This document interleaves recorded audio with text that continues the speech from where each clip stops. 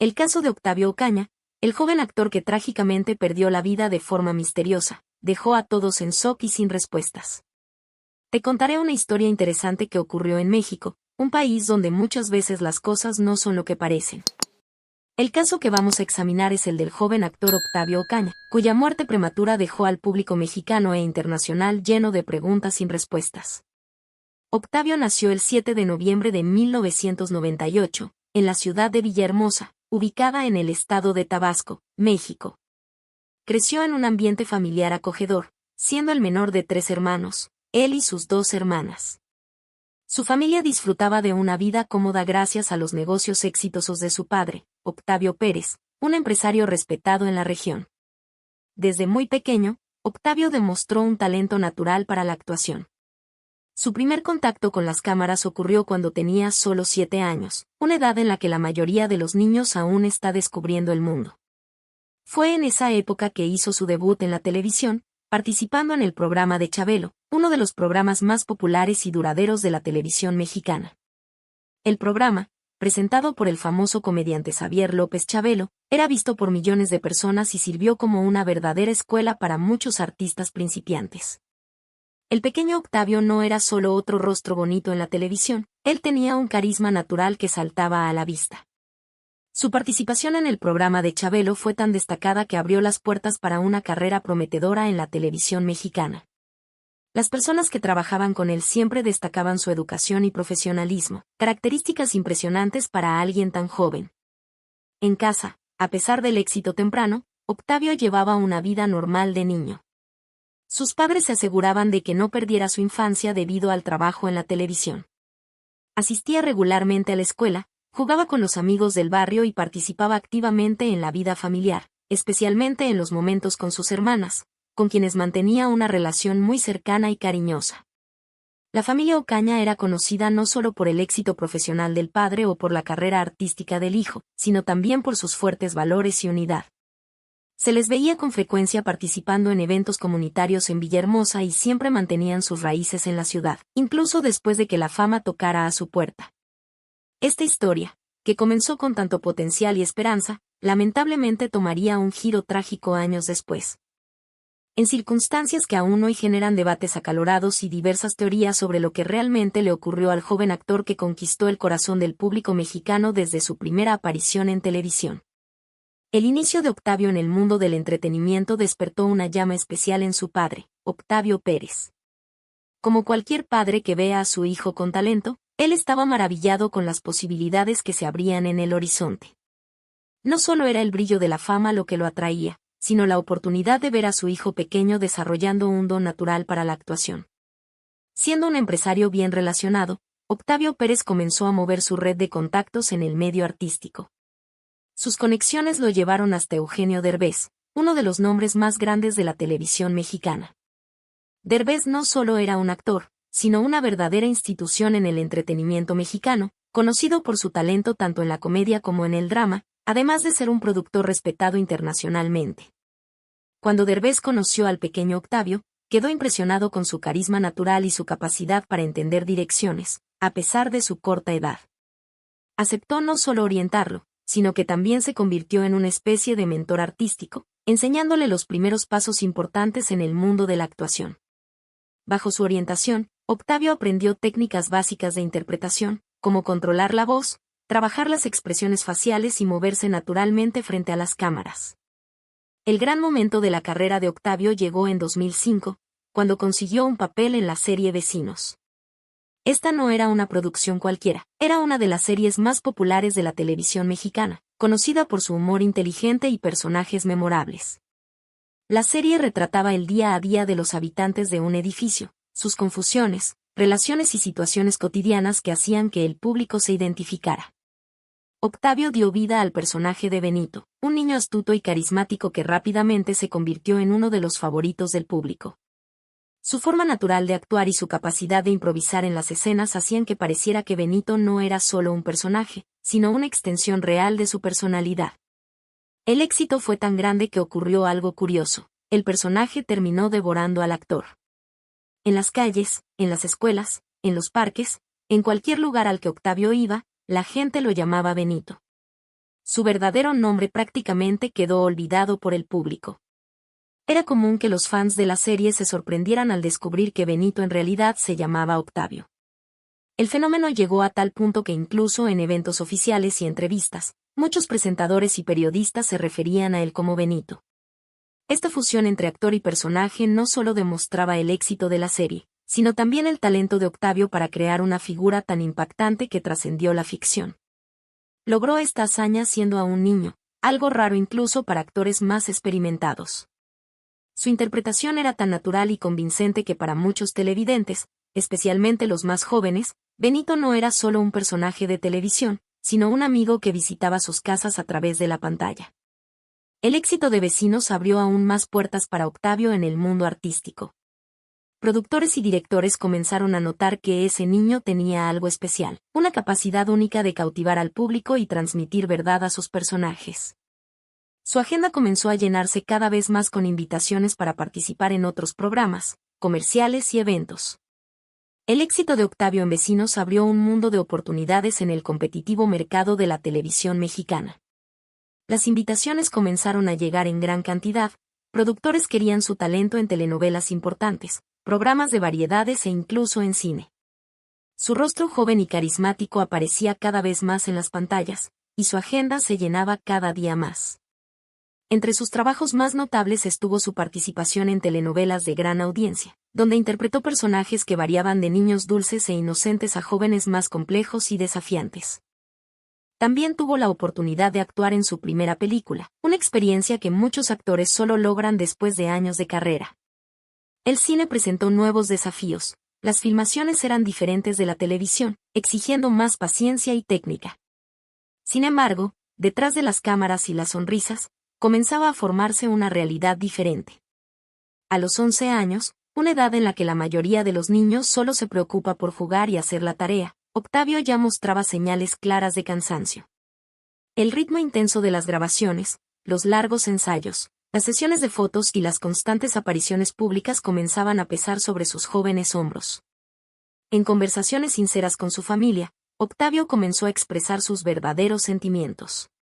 Confesaba que, a pesar de disfrutar actuar y estar agradecido por las oportunidades, no sentía esa chispa especial, esa vocación que muchos artistas describen como esencial para seguir en la profesión. Lo que realmente quería era algo mucho más simple, poder ser solo un niño común.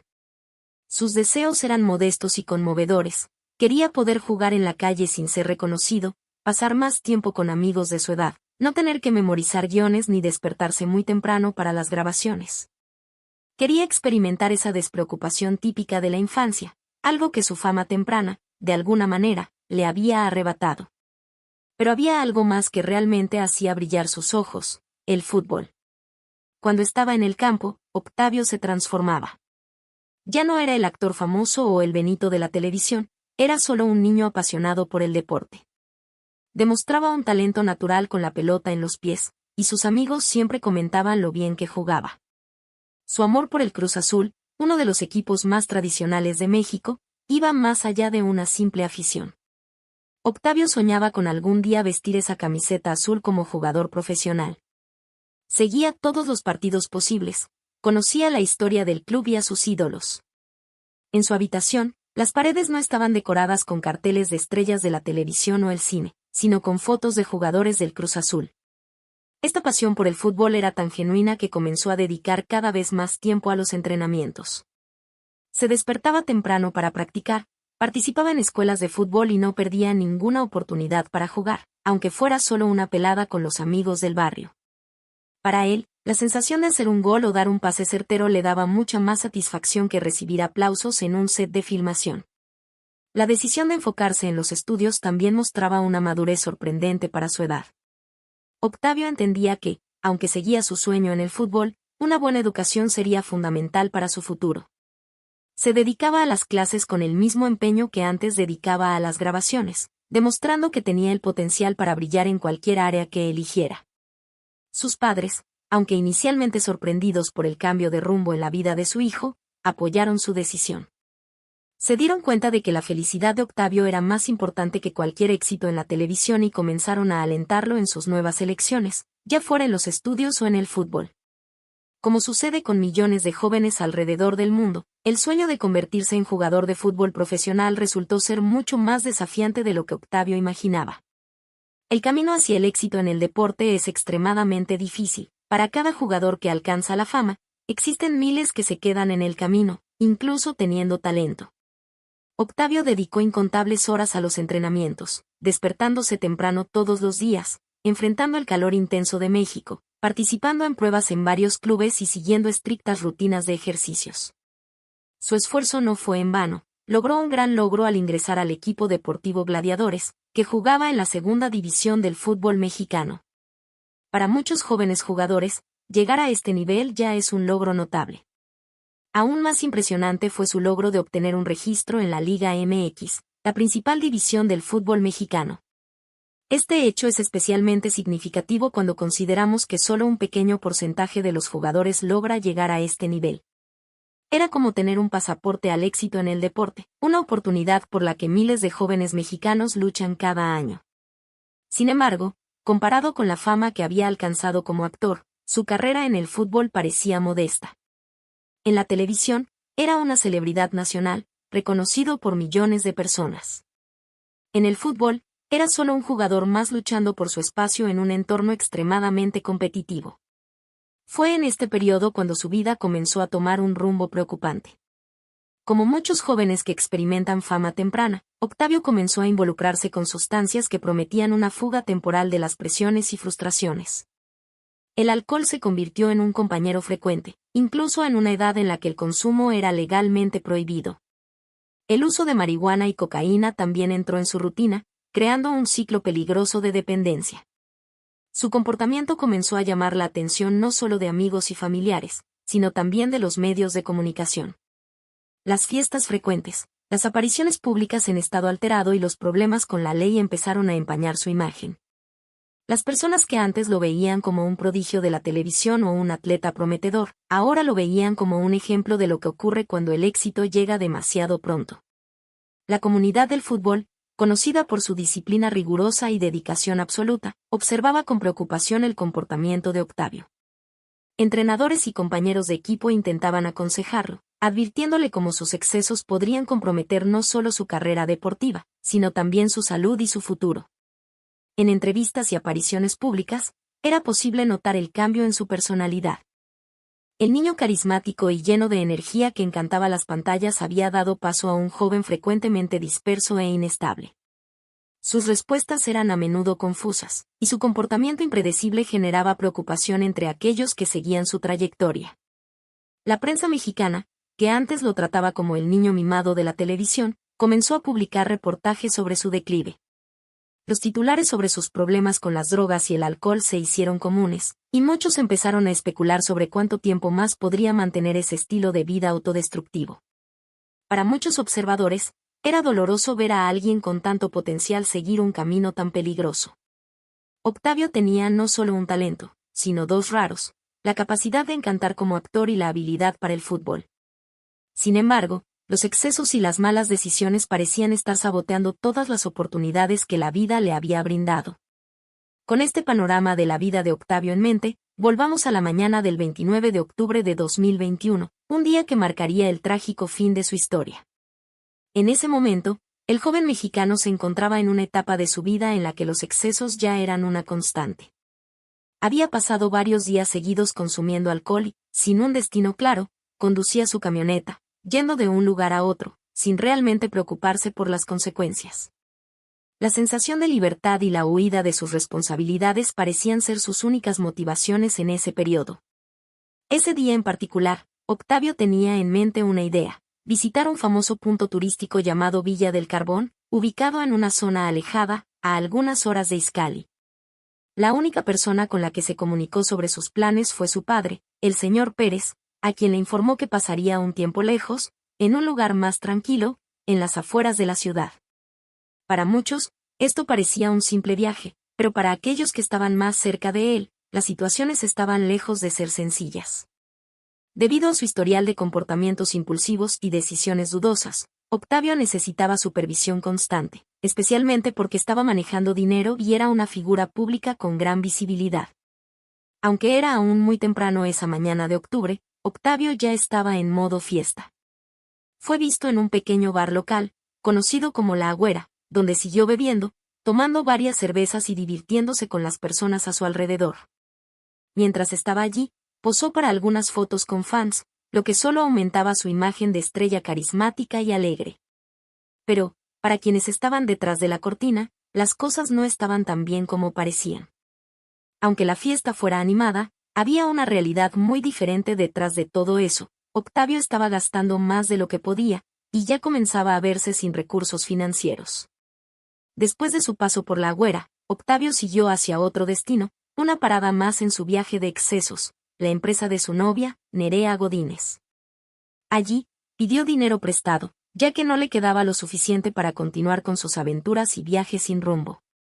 Esta era una situación recurrente en la vida de Octavio, algo que sus familiares y amigos sabían bien. A pesar de ser un adulto de 22 años, no podía gestionar su vida financiera de manera equilibrada. Su padre, preocupado por la inestabilidad emocional y las actitudes impredecibles de su hijo, aún manejaba el dinero de Octavio, temiendo que lo gastara todo en vicios y comportamientos destructivos. Aunque era un hombre legalmente mayor de edad, Octavio no mostraba la madurez necesaria para tomar decisiones responsables, y eso se reflejaba no solo en sus finanzas, sino también en la forma en que llevaba su vida personal y profesional. El hecho de que aún dependiera de sus padres para controlar sus finanzas era un reflejo claro de su comportamiento impulsivo y de las decisiones cuestionables que tomaba con frecuencia. Y, a pesar de toda esta situación problemática, había momentos de luz, donde parecía divertirse y ser adorado por sus fans. Pero detrás de las fotos sonrientes y las apariciones públicas, la realidad de Octavio estaba lejos de ser tranquila. Esa mañana de octubre sería solo un capítulo más de una historia de excesos y consecuencias que estaban a punto de revelarse de manera fatal. Después de conseguir más dinero para que la fiesta no terminara, Octavio fue a comprar más bebidas. Entre ellas, tomó una botella de tequila. Algunas horas después, las cámaras de la calle lo mostraron encontrándose con un amigo. Este amigo resultó ser muy importante para entender lo que ocurrió esa noche, pues fue una de las dos personas que vio a Octavio por última vez. Ese amigo trabajaba como sastre, confeccionaba ropa a medida para Octavio. Cuando vio a Octavio llegar a su tienda, hizo algo extraño, corrió a cerrar todo, como si no quisiera que otras personas vieran ese encuentro. Según las imágenes de las cámaras, se podía ver que después de salir de la tienda, Octavio estaba mucho más alegre. El motivo quedó claro, los videos lo muestran sosteniendo un paquetito de cocaína, que aparentemente quería compartir con los amigos en la fiesta. En la tienda, estuvieron solo unos 20 minutos juntos. Pero ese breve tiempo fue muy importante, el sastre y otro amigo fueron los últimos en ver a Octavio con vida. Por eso, todo lo que ellos contaron a la policía ayudó mucho a entender lo que ocurrió esa triste noche. Poco después de llegar a la tienda del sastre, apareció otra persona. Era Joao, un mecánico que reparaba coches en la región. Joao no sabía, pero esa tarde normal iba a terminar muy mal. Los tres amigos, Octavio, el sastre y Joao, salieron juntos a dar otra vuelta en coche, como ya lo habían hecho otras veces. Nadie sabe exactamente cómo todo empezó a salir mal, pero una cosa es cierta, Octavio estaba conduciendo muy mal.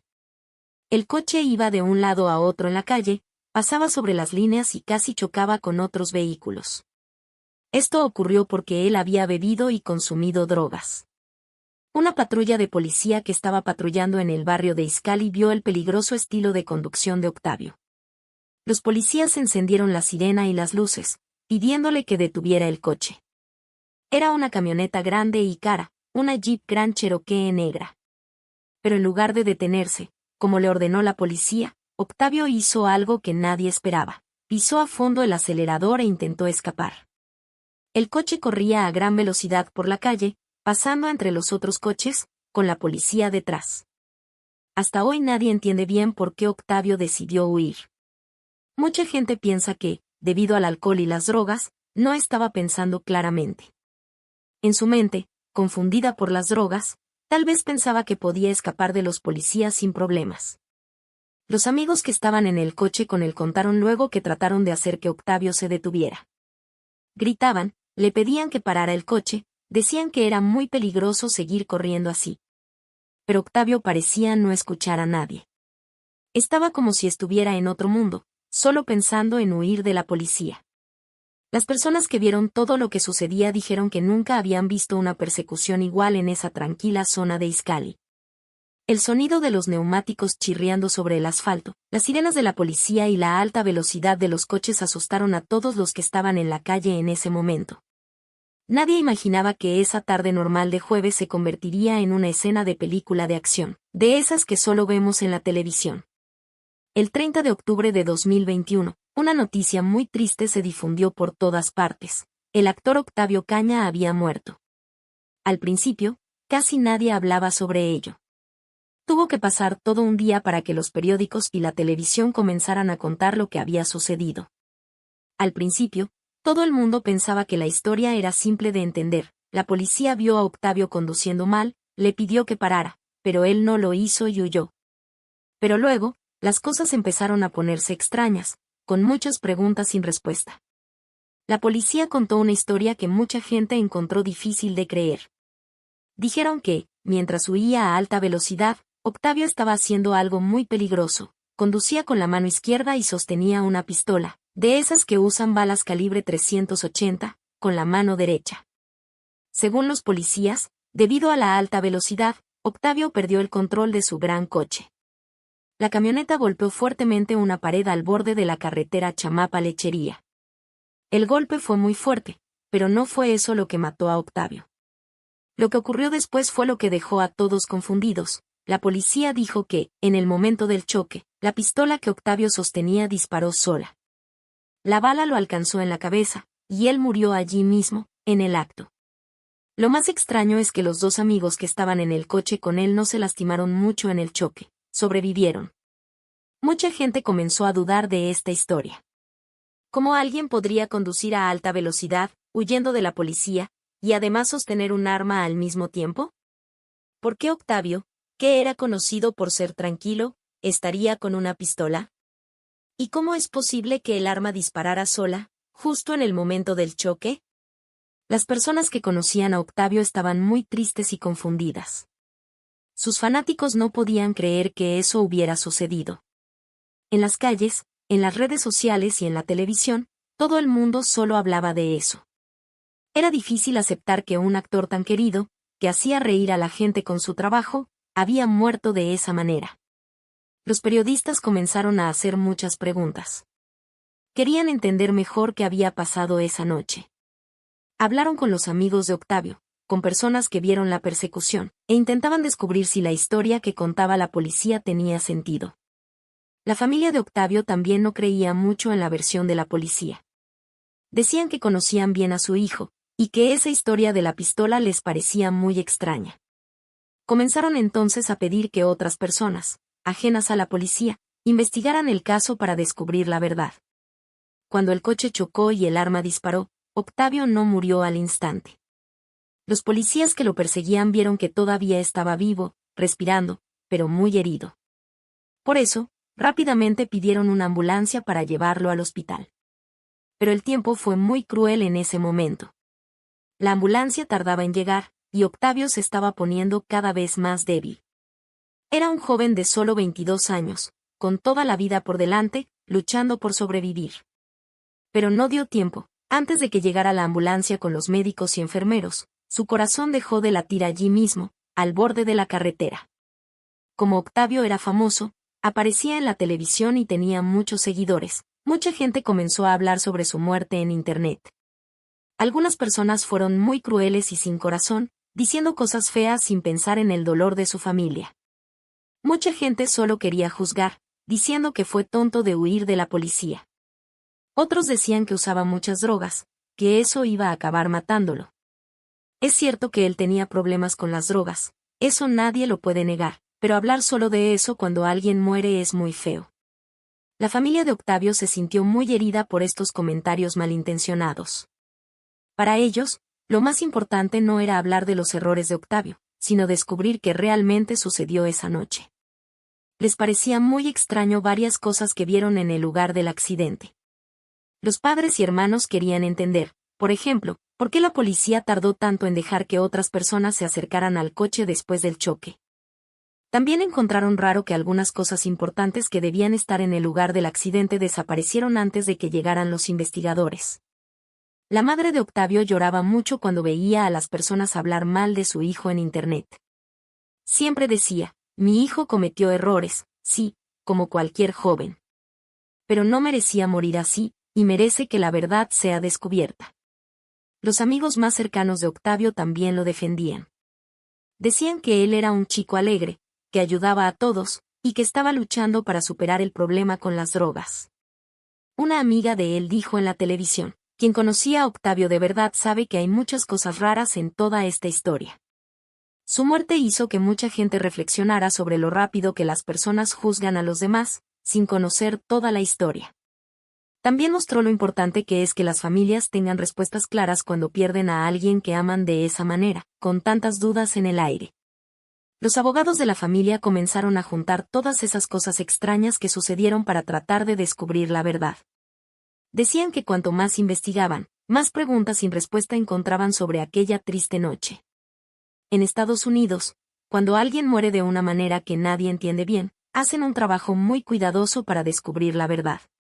Los investigadores americanos estudian todo, miran detalladamente por dónde pasó la bala, buscan ese polvito que sale del arma cuando dispara. Y hacen muchas pruebas al cuerpo de la persona para entender exactamente cómo murió. Si hubieran hecho todas esas pruebas en el caso de Octavio, habría sido más fácil saber si fue él quien disparó accidentalmente, o si alguien más disparó. Pero no hicieron nada de eso. En lugar de buscar esas pistas importantes, todos se pusieron a chismorrear e inventar historias. La gente se preguntaba, ¿por qué un actor famoso andaba con un arma? Algunos decían que debía estar metido con delincuentes. Otros decían que solo quería impresionar, mostrar el arma para que sus amigos lo consideraran importante. Pero el padre de Octavio apareció varias veces en la televisión para defender a su hijo. Explicó algo que mucha gente no sabía. Octavio tenía todos los papeles en regla para tener un arma. No era nada ilegal. De hecho, él practicaba tiro desde hacía mucho tiempo, iba siempre al club de tiro a entrenar. Por eso mismo, su padre encontraba muy raro todo este asunto del disparo accidental. Decía, mi hijo sabía usar el arma muy bien. Él entrenaba siempre. ¿Cómo alguien con tanta experiencia iba a dispararse accidentalmente en la cabeza? El padre se ponía muy enojado cuando veía cómo la policía estaba investigando el caso. Se quejaba de que los policías no hicieron bien su trabajo, no buscaron todas las pistas, no hicieron todas las pruebas que debían, no escucharon bien a los testigos. En otros países, cuando muere alguien famoso así, de manera sospechosa, hacen una investigación que toma días, a veces meses. Los investigadores usan equipos especiales, toman muchas fotos, hacen dibujos mostrando cómo ocurrió todo, oyen a todos los que estaban cerca. La familia de Octavio quería que hicieran todo eso. Pedían, ¿por qué no llaman a especialistas de otros lugares para que ayuden? ¿Por qué no usan los aparatos adecuados para estudiar la bala? ¿Por qué no buscan bien los rastros de pólvora? Las personas que querían a Octavio tampoco entendían por qué la investigación se estaba haciendo de manera tan apurada y sin cuidado. Sus fanáticos organizaban protestas en Internet, pidiendo que la policía investigara mejor. Los periodistas que estudiaban el caso encontraron otras cosas raras. Por ejemplo, ¿dónde estaban las cámaras que deberían haber grabado todo? ¿Por qué algunos policías dieron versiones diferentes de lo que ocurrió?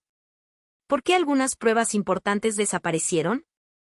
El padre de Octavio siempre decía, mi hijo merece una investigación seria. No importa lo que haya pasado, necesitamos saber la verdad. No es justo dejar todas estas preguntas sin respuesta. El caso de Octavio hizo que todo el mundo tuviera que tomar partido. Era como si hubiera dos historias diferentes siendo contadas. Por un lado, había quienes creían que Octavio se mató accidentalmente en el momento del accidente. Por otro lado, muchos creían que alguien lo mató a propósito. Esta pelea de opiniones se hizo tan grande que hasta los periódicos y la televisión no sabían qué historia contar. Algunas personas conocían bien cómo algunos policías eran deshonestos en esa región. Decían, ya hemos visto esto antes, policías haciendo cosas mal y luego inventando historias para defenderse. Pero también había quienes defendían a la policía, diciendo, miren, Octavio ya estaba mal desde el principio. Él escapó de la policía, manejó como loco, puso en peligro la vida de todos. Si algo malo pasó, fue porque él lo buscó. En la época en que todo sucedió, mucha gente se enteró por Instagram, que es donde siempre llegan las malas noticias hoy en día. Al principio, la gente hablaba de que Octavio debía estar metido con delincuentes, que tenía vínculos con gente peligrosa. Pero luego sucedió algo que cambió todo, alguien filtró un video en internet. Nadie esperaba ese video, y cuando apareció, incluso aquellos que defendían a la policía empezaron a pensar que algo raro estaba pasando. El video mostraba cosas que no coincidían con la historia que la policía había contado. La gente empezó a compartir ese video por todas partes, haciendo grupos en WhatsApp para discutir cada detalle que aparecía en las imágenes. Los amigos de Octavio que vieron el video se pusieron muy enojados. Decían, ¿lo ven? Lo dijimos, algo estaba mal en toda esta historia. El video demuestra que no fue como nos dijeron.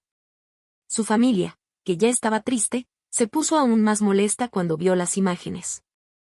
La madre de Octavio lloró mucho y dijo en la televisión, mi hijo pudo haber hecho muchas cosas malas, pero no merecía terminar así. Este video muestra que hay gente mintiendo sobre lo que pasó con mi hijo. Los periodistas empezaron a hacer nuevas preguntas después de que apareció el video.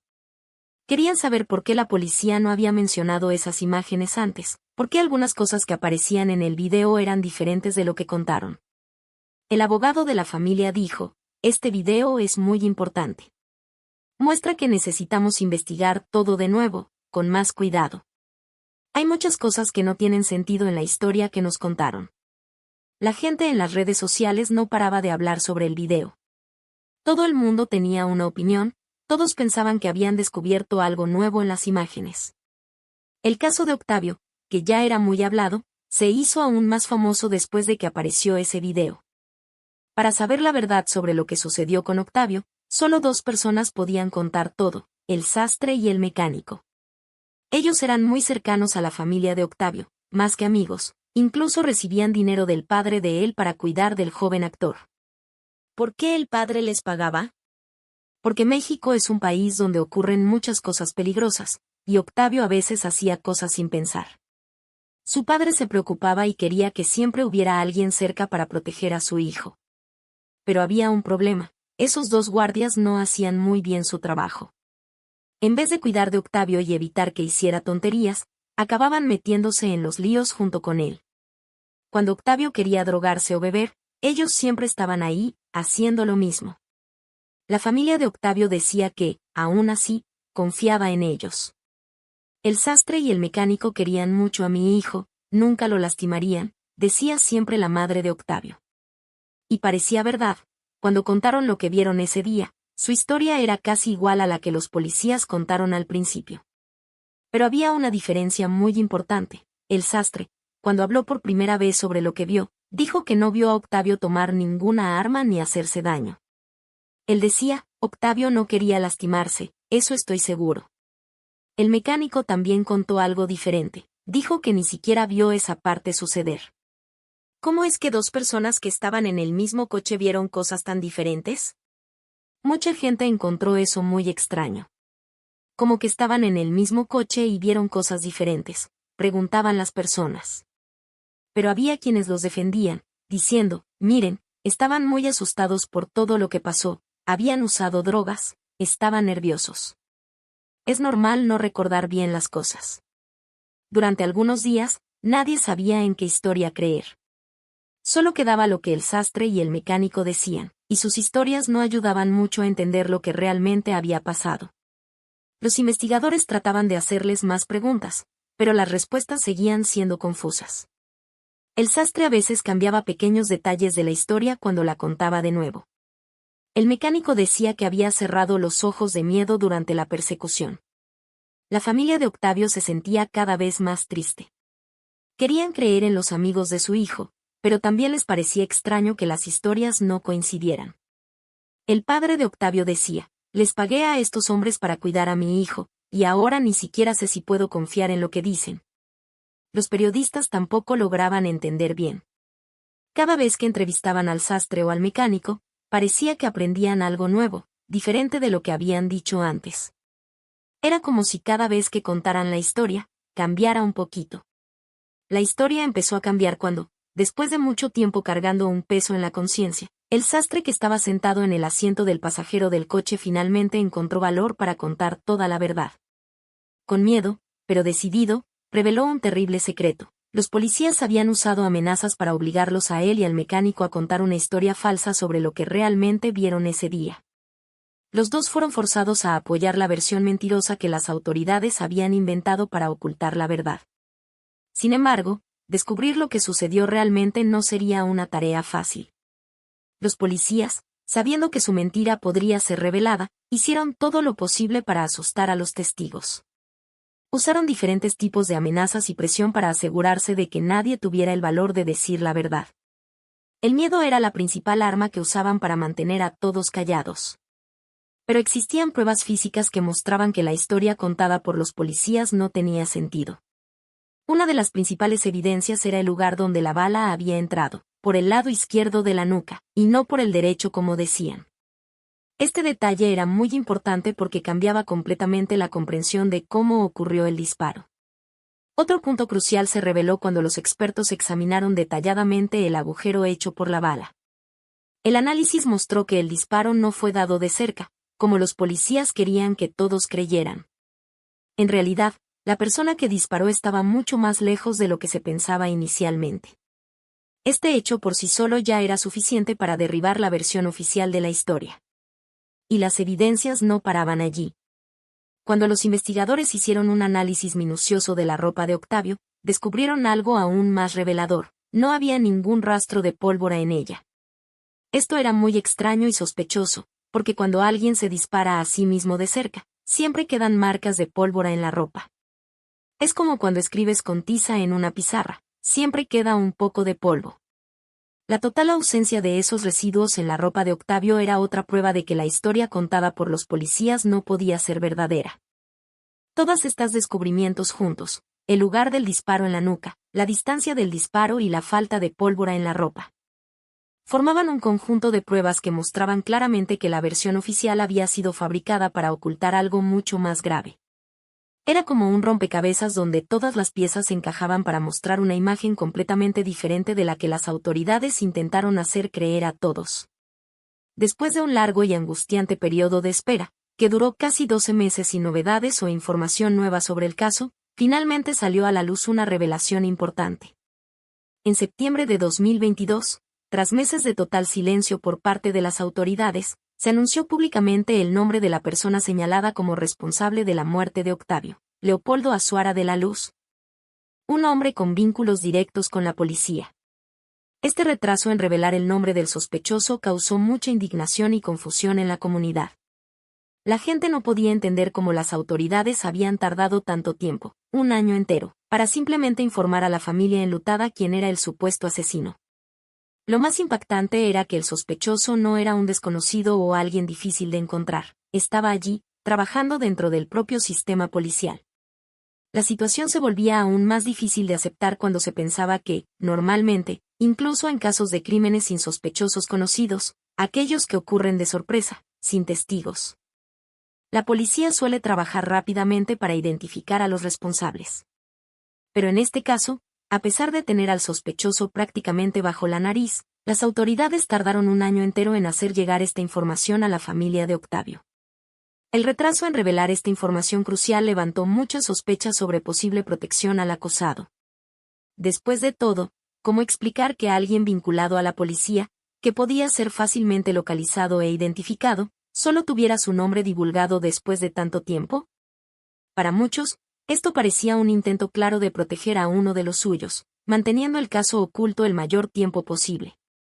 La familia de Octavio pasó por un sufrimiento aún mayor durante este periodo de espera. Imaginen el dolor de perder a un ser querido y aún tener que esperar 365 días para saber quién era el responsable de esa pérdida. Cada día que pasaba sin información era un día más de angustia, dudas y tristeza para los familiares, que solo querían entender qué había pasado con su ser querido.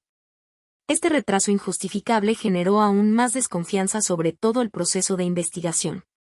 La gente comenzó a cuestionar no solo el tiempo que tomó revelar el nombre del sospechoso, sino también todos los otros aspectos del caso. Si algo tan básico como informar el nombre del acusado demoró tanto tiempo, ¿qué más podría estar siendo ocultado o manipulado en esta investigación? El hecho de que Leopoldo Azuara de la Luz tuviera vínculos con la policía también planteó serias dudas sobre la posibilidad de un encubrimiento institucional.